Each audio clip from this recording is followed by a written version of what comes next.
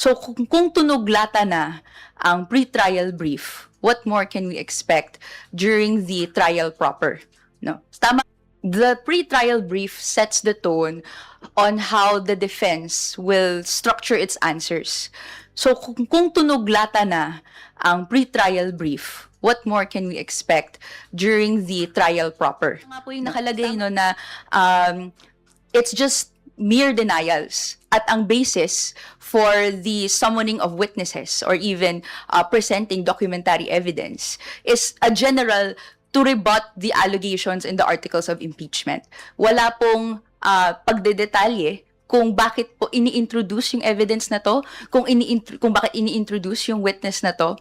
Kung ako po, possibly judge or even law school professor, no, i-check ko yan, no, i-correct ko yung ganong klaseng format. So sa atin, this is clearly hindi na naman pagseseryoso sa proseso.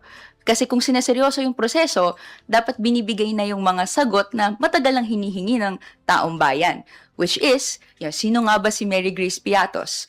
How do you provide evidence to controvert or contradict yung certification ng PSA na sa records nila, walang Mary Grace Piatos?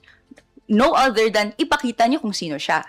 Kung wala pong ganon na makita tayo sa pre-trial brief, no, baka hindi natin makita ito sa mismong trial proper. So, nonetheless, no, both parties reserve the right to submit further evidence as necessary.